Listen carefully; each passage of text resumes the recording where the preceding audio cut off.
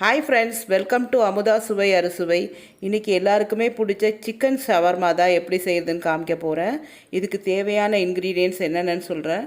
லைட்டாக வார்மாக இருக்கிற மில்க்கு, அதுக்கப்புறம் கொஞ்சமாக ஈஸ்ட் எடுத்து வச்சுருக்கேன், அதுக்கப்புறம் ஒன் கப்பு மைதா மாவு, ஆல் பர்பஸ் ஃப்ளாரு, அப்புறம் சால்ட்டு, அப்புறம் கொஞ்சம் ஈஸ்ட் ஆக்டிவேட் ஆகிறதுக்காக கொஞ்சம் சுகரு, அப்புறம் சிக்கனை பிச்சு போட்டு கொஞ்சமாக இஞ்சி பூண்டு மிளகாத்தூள் போட்டு வேக வச்சு எடுத்து வச்சுருக்கேன். எப்படி செய்யலான்னு பார்க்கலாம் வாங்க. மில்க் இப்படி தொட்டாக்கா கொஞ்சம் சூடாக இருக்கணும், லைட்டு சூடாக இருந்தால் போதும். பாலில் ஈஸ்ட்டு, சுகரு, அப்புறம் சால்ட்டு மூணுத்தையும் போட்டு கொஞ்சம் ஆக்டிவேட் ஆனதுக்கப்புறமா நான் மாவு பிசைஞ்சிட்டு காமிக்கிறேன் உங்களுக்கு எப்படி பிசைகிறதுங்கிறது.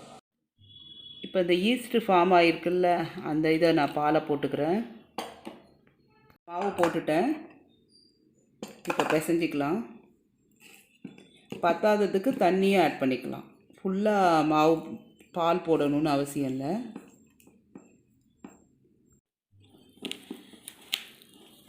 இப்போ மாவை நல்லா பிசைஞ்சாச்சு. இது ஒரு ரெஸ்டிங் டைம் ஒரு 15 மினிட்ஸாவது கொடுக்கணும். இப்போ ஒரு லிட்டு போட்டு மூடி வச்சிடலாம். அதுக்கப்புறம் நம்ம எப்படி திரட்டி பண்ணுறதுங்கிறத காமிக்கிறேன். இப்போ ரவுண்ட் ஷேப்பில் இந்த மாதிரி மேலே டிசைன் பண்ணிட்டேன். திக்னஸ் இந்த அளவு இருந்தால் போதும். ஒரு தோசைக்கல்லை ஹீட் பண்ணிக்கிட்டேன். ஒரு பக்கம் நல்லா வெந்து எடுத்தாச்சு. பேக் சைடு திருப்பிட்டு இந்த பேஸ் ரெடி பண்ணிட்டா ரொம்ப ஈஸி. அப்படியே அசம்பிள் பண்ணி சர்வ் பண்ண வேண்டியதான். தந்தூரி எஃபெக்ட் கொண்டு வர்றதுக்காண்டி அந்த வேக வச்ச சிக்கனை ஒரு தோசைக்கல்லில் போட்டுட்டு கொட்டாங்கச்சியை இந்த மாதிரி நெருப்பு பண்ணி அதை மேலே வச்சுட்டு அது ஒரு ஸ்பூன் எண்ணெய் போட்டாக்க நல்லா புகஞ்சு வரும். அதை அப்படியே மூடி போட்டுடலாம். மூடி போட்டால் இந்த மாதிரி தந்தூரி எஃபெக்டில் அட்டகாசமான சிக்கன் ரெடி ஆகிடும்.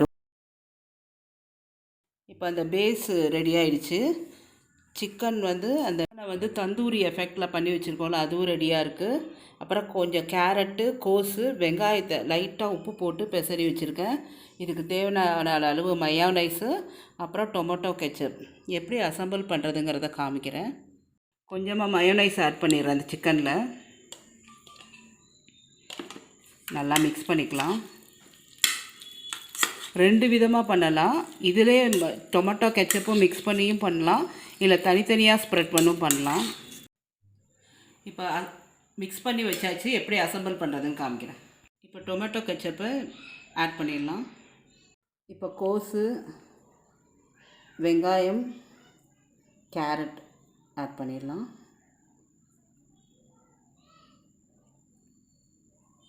வெங்காயம், கேரட் எல்லாமே ஆட் பண்ணிட்டேன். அதை ஈவனாக ஸ்ப்ரெட் பண்ணிக்கலாம். இப்படி மடக்கி ஒரு டூத் பிக்கை இங்கே குத்திட்டு அப்படியே டர்ன் பண்ணோம்னா ஷவர்மா ரெடி.